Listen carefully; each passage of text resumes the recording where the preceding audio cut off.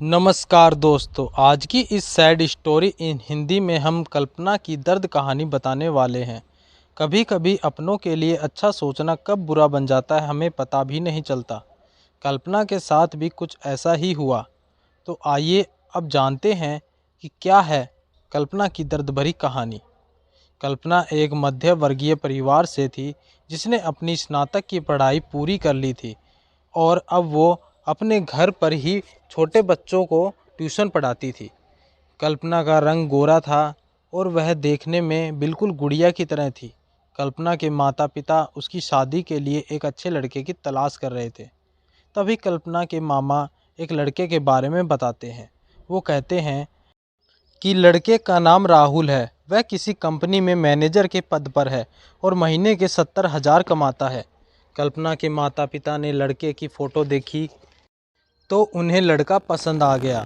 जब कल्पना की मां ने कल्पना को लड़के की तस्वीर दिखाई तो कल्पना ने कहा, जब आप दोनों को लड़का पसंद है तो मुझे भी पसंद है।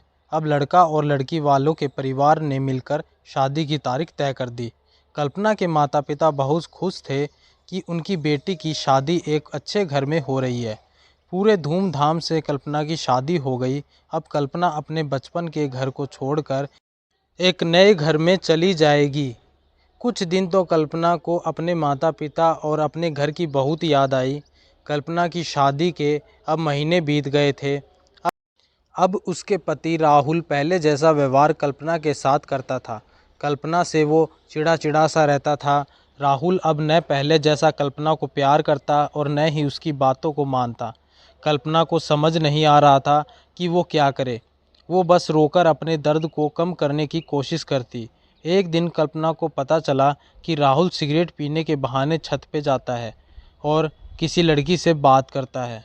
जब कल्पना ने राहुल से पूछा कि आप रोज़ाना छत पे जाकर किससे बात करते हैं, तो इस पे राहुल ने जवाब दिया कि वो मेरे ऑफिस की फ्रेंड है, बस उसी से बातें करता हूँ और तुम अपने काम से मतलब रखो, ज़्यादा सीआईडी बनने की ज़रूरत नहीं है। होली का दिन था। राहुल के कुछ दोस्त उसके घर पर आए थे। सभी ने घर पर पार्टी किया।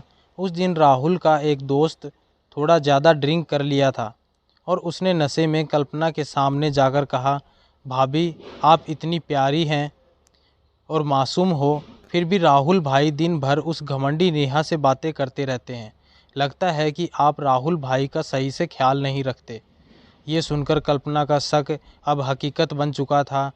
अगली सुबह जब कल्पना ने राहुल से पूछा कि ये नेहा कौन है और क्या लगती है आपकी, राहुल बोला, मैं तुम्हें क्यों बताऊं। कल्पना बोली, मैं बीवी हूं आपकी। राहुल बोला, देखो तुमसे पहले वो मेरे लाइफ में आई। कल्पना बोली, तो फिर मुझसे शादी क्यों की। राहुल बोला, बस तुम अच्छी लगी इसलिए शादी कर लिया। कल्पना बोली, अब तुम देखना मैं उस कमीनी लड़की को कैसे सबक सिखाती हूँ। नेहा को जब कल्पना ने कमीनी कहा तो राहुल ने गुस्से में कल्पना को बहुत मारा और उससे कमरे में बंद कर दिया। कल्पना की सास को सब पता था, फिर भी वह अपने बेटे के सामने एक शब्द भी नहीं बोलती थी। शाम को जब राहुल आया तब उसने रूम का दरवाज़ा खोला। उस दिन कल्पना की तबीयत खराब हो गई, फिर भी उसी हालत में उसने खाना बनाया। कल्पना ये सारी बातें अपनी माँ को बताना चाहती थी, लेकिन चाहकर भी वह नहीं बता पा रही थी, क्योंकि वह जानती थी कि अगर उसके माता पिता को ये सब पता चलेगा तो वह परेशान हो जाएंगे। राहुल जब कल्पना के साथ नौकरानी जैसा व्यवहार करने लगा, छोटी छोटी बातों पे उसे मारता, कल्पना अब धीरे धीरे डिप्रेशन का शिकार होने लगी। उसके दिमाग में गलत गलत ख्याल आने लगे। अब न वो समय पे खाना खाती और न ही किसी से बात करती। आखिरकार एक दिन कल्पना ने रूम में फांसी लगाकर आत्महत्या कर ली। कल्पना ने आत्महत्या का कारण किसी को नहीं बताया, लेकिन उसकी सास को सब पता था कि कल्पना ने आत्महत्या क्यों की है। दूसरी तरह कल्पना के माता पिता का रो रो कर बुरा हाल हो गया। कल्पना की मां ने पुलिस को आत्महत्या का कारण उसके ससुराल वालों को बताया।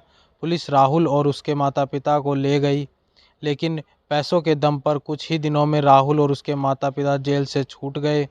जीवन में अक्सर अच्छा दिखने वाला इंसान अच्छा नहीं होता, उसके अंदर कहीं ना कहीं बुराई छुपी होती है और वही बुराई किसी की ज़िंदगी को बर्बाद कर देती है। कुछ ऐसा ही कल्पना के साथ हुआ। तो दोस्तों, ये थी आज की हमारी कहानी। आपको कैसी लगी कमेंट करके बताएं, और अगर आप हमारे चैनल पर नए हैं तो प्लीज़ चैनल को सब्सक्राइब करें। और मैं उम्मीद करता हूं कि आपको ये कहानी ज़रूर पसंद आएगी, और अगर आपको पसंद आए तो प्लीज़ आगे ज़रूर शेयर करें। धन्यवाद दोस्तों।